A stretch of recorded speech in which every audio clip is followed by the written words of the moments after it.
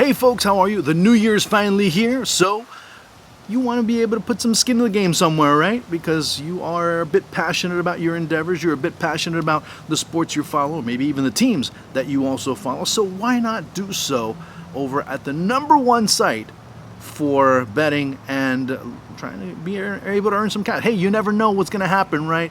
Luck is always a very fickle one when it comes to the world of sports. So why not go to One Win? That's the one place where you'll be able to enjoy the best offers, the best propositions. So make sure you go through with your promises and we'll see where things end up playing out. One thing I do recommend for you is the Premier League match between Newcastle and Manchester City.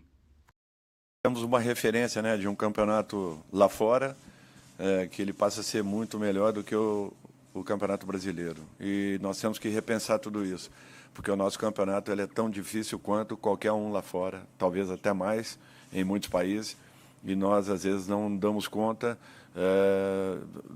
do valor que tem cada profissional que aqui está. Então, que se preparem, porque eu vou contar com muitos jogadores que estejam aqui dentro. Isso daí eu não tenho dúvidas, desde que tenham merecimento para uma convocação. Podemos errar, podemos deixar, de repente, um ou outro elemento que esteja merecendo naquele instante, mas eu vou tentar fazer o máximo para que não erre nesse sentido e que tenhamos aqui os melhores. Quer estejam na Inglaterra, na Itália, em Portugal ou aqui dentro do nosso país.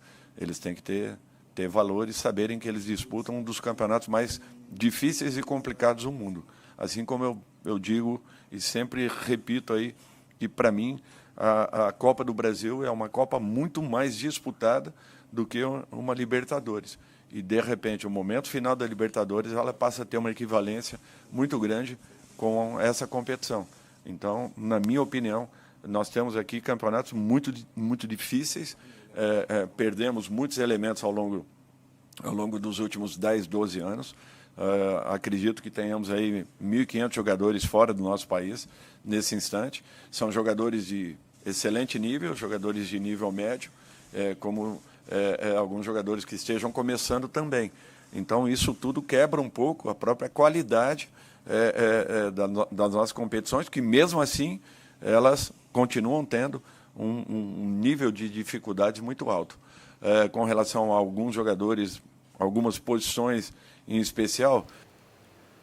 So, with those comments, and there are many more by Dorival Jr. in his presentation today with the Brazilian national team.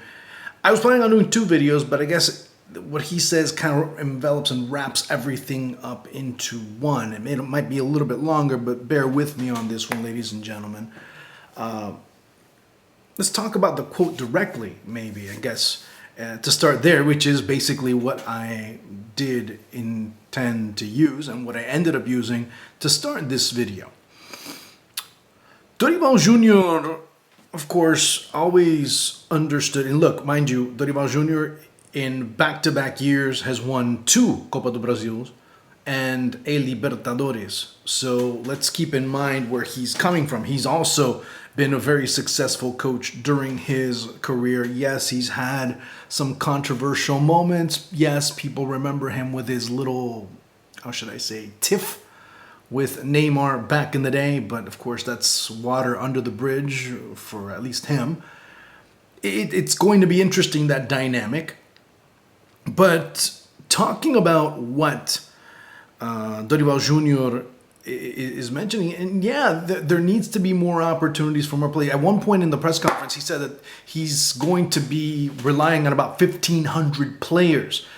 Maybe it sounds kind of hyperbolic when he says that number, but it's not that far off.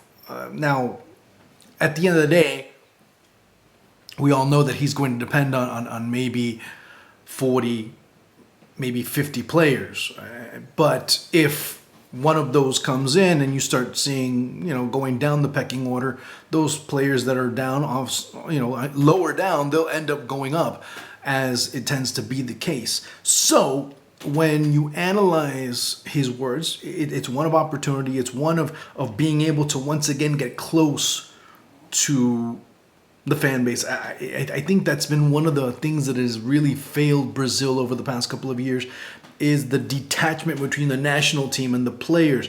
Before, you saw a much closer relationship. In the past few years, it's kind of gotten distant, and in the past few months, even more so, with the lack of success, with the controversies, with the lack of results as well. I might as well say it because it is the reality of that moment. Seeing those types of things end up being so vital, so integral to the overall health of said relationship. And when you understand what Dorival Jr. is going to do, he does work a lot with the individual. He's talked about it. He talked about the personal issues that he's had over the past couple of years, how he's able to overcome them, and how that's helped him as a man manager, as a manager of men, as a manager of players, over a player or over a coach that just works on X's and O's. And he's had, more often than not over the past few years, players on board with him than against him. Yeah, I mean, he's had some, like I said, he's had some rifts before, he's had some issues before, but Dorival Jr., for the most part, is a very well-respected coach. Now, as I said before in a previous video, is he what Brazil needs at this moment? Maybe not. But that's a moot point. At this point, I mean, whether I think he deserves to be the coach or not, or someone else deserves to be the coach more than him, it's a moot point. But if you ask me, that is a very feasible point.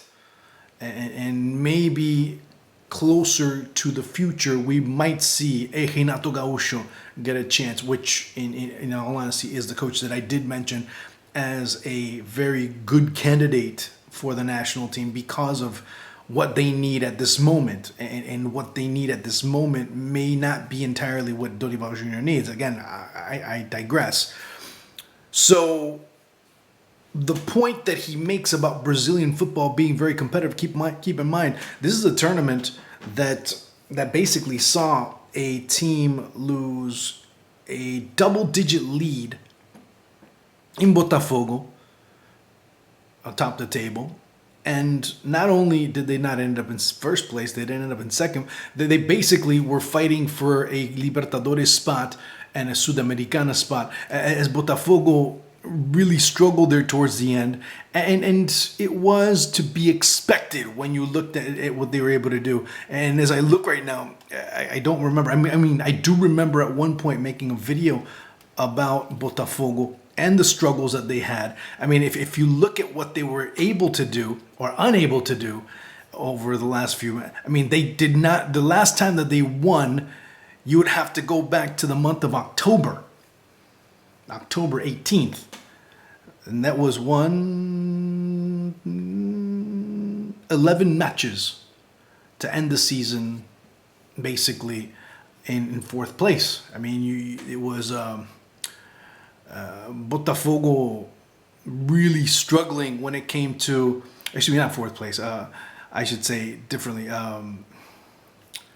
is Botafogo basically struggled. I mean, they were fighting for first place, and all of a sudden they end up in fourth place, and then the last round they end up in fifth place, as Flamengo were able to overpass them in the very last round. So let's keep that in mind when I'm talking about that. It's competitive. Yes, Palmeiras have won the last two, and when he says that the Copa do Brasil is more competitive, he's talking about basically the Brazilian teams from top to bottom being more competitive than the South American teams. And he has a certain point. He has a point to a certain extent. Because if you start looking the middle and bottom table teams in Brazil, they're probably more competitive than some of the middle and top table teams in Peru. I'm not dismissing Peru, but the reality is that. Chile, Uruguay, etc., Venezuela, Bolivia, etc. Those leagues, when they bring their best to Libertadores, they end up usually getting squashed against Brazilians. Now, Brazil is a hegemonic force when it comes to Libertadores play. If you look at what they've been able to do over the last 6, 7, 8 years, I mean, you look at 2013, it was Atlético Mineiro. 2014, well, San Lorenzo ends up winning. I mean, the only teams, there's only been three teams since 2013 in the last decade plus that have won a Libertadores that have not been Brazilian. Atlético Nacional, San Lorenzo, and then River twice. So if you look at that, and if you even want to make it more present and more daunting of a task for teams that aren't Brazilian, 6 out of the last 7 title holders have been Brazilian. Grêmio, well, it's Grêmio, Flamengo, Fluminense, and Palmeiras. The last 7 years, 6 of it have been Brazilian teams that have won the Copa Libertadores. Sudamericana, it's kind of been very similar to an extent as far as getting to semis, but you look at the power that is Brazil because of the economic reality, because of the power that they have, that they wield within CONMEBOL. But this power ends up really transferring over to the transfer market. And the latest and most relevant point ends up being when Santos Borré, of course, he used to play for River, played over at Eintracht Frankfurt and then ends up going to Wolfsburg on loan.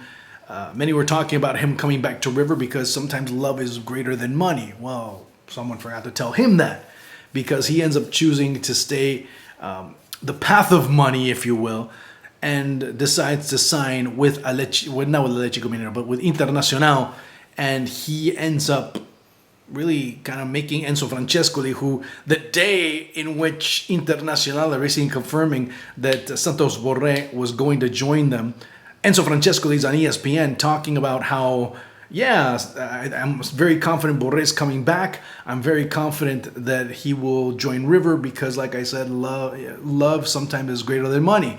Again, Enzo Francescoli is talking about a player who left River on a free transfer, didn't leave them a cent to go to Europe. But then he was going to come back, and he was expecting around 7-8 million, if I'm not mistaken, to come back to River. Again, little caveats, but again, when you start looking at it from that perspective, Internacional has that money. Corinthians have the money to be able to bring certain players in. You see Corinthians reinforcing themselves. Obviously, Flamengo doing the same. Palmeiras remains Palmeiras, and Fluminense also recently with Renato Augusto getting signed. He ends up also trying to strengthen and fortify a Fluminense side that will look to defend their Copa Libertadores in 2024. So there's so many realities that end up being boxed into this reality that is Brazilian football. There's so many things that you can talk about that, first of all, Dorival Jr. is right, or at least has some reason when it comes to talking about how superior Brazilian football is to South America. He even goes as far as saying, we're just as competitive as England. We're just as competitive as Serie A, as La Liga. And if you look at it within the context of those leagues, he does have a certain... Now, in terms of level, that's different. Now, in terms of competitiveness, he's pretty much spot on, because if you want to talk about the Premier League, we talk about a team in Manchester City that this year's looking to win 4 in a row. If you look at La Liga, it's usually Barcelona and Real Madrid with a sprinkle of Atletico Madrid. The Bundesliga, of course, those narratives end up being quite existential. Yes, Palmeiras have won the last 2. Flamengo won the 2 before that. But then there's been teams like Atlético Mineiro that have been able to come in. Fluminense that's been able to come in and win those league titles as well. And not only that, if you go to this past season, there was a point in the year where you had 9 teams with 5 rounds left with possibilities of winning the Brasileirão. Of course, it ends up being Palmeiras that wins it, but just to give you an idea, and that's how it's been the last few years when it comes to football in Brazil. And most of the time, or at least on 3 occasions, it's been the team that has come from behind that has ended up taking the lead towards the end. Another example, Internacional, what was it, 3 seasons ago, was oh so close to ending a title drought that's now almost 40 years. And in the very last round, all they needed to do was win. They ended up getting a draw, and Flamengo ends up winning the title. And Flamengo surpassed Internacional there towards the end because they came from behind to be able to come through and win that title. So, again, the competitive nature of Brazilian football, interesting. The competitiveness within the national team kind of ends up being one of the things that Dorival Jr. will look to do. We'll probably delve into more points from Dorival Jr. going into the March FIFA date, but we'll talk a little bit more about him. There's lots to talk about when it comes to Brazil because, of course, there's a bit of uncertainty when it comes to how they're going to play, how they're going to be, and how is he going to lift the confidence of a team that is very rocked, that is very broken at this point. How is he going to fix them, help them come back to prominence, and why not start talking about them again to be a possible contender to win the Copa America? We shall see if they can do that. So it'll be an interesting 2024 when it comes to Brazilian football. We'll be doing a lot about the Brasileirão. We'll be doing a lot about Argentine football, of course, South American football, and of course, anything that pertains to big issues in South American football. Of course, it'll kind of force us to branch out as well, because why not? South America is where all the great footballers come from. South America is the breeding ground of the greats of football. And of course, what would European football be without South American players? So make sure you're checking things out here, as we'll be talking about that. We'll be talking about some of the up-and-comers. We'll be talking about some interesting youngsters to be looking at come 2024. A lot of things that'll be delving into South American football when it comes to possibilities of players going abroad. Going abroad, when I mean abroad, I'm talking about across the Atlantic to Europe, and many things that pertain to the sport in that region. So make sure you're checking me out here on YouTube. Again, look, guys, like I say, I'm not one to want to ask a lot, and I'm not going to ask every single video. I like just doing them and letting you decide whether it's worthy of a like or whatever. But make sure you do that.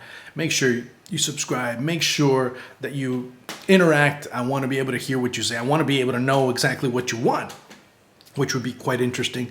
And again, it won't only just be Argentina and Brazil, although those have been the two countries that have been most in the news recently. We'll talk a little bit about Uruguay and what they're going to do. We'll talk a bit about the under-23s when it comes to Olympic qualifying, and of course sprinkle in everything else, because of course it's not just three countries. It's a lot of countries that make up South America, and there's a lot of countries that really offer that different flavor for South American football. Like I said, like, subscribe, comment, because at some point I like YouTube to be able to help me out here so I can go to certain places, so I can show you certain things, so I can tell you different stories, so you can meet different people, and why not? So you can enjoy the game from a different and a completely unique lens. I hope that I can do that here, and I hope that I can help you out in that journey. So make sure you do it. Thank you so much.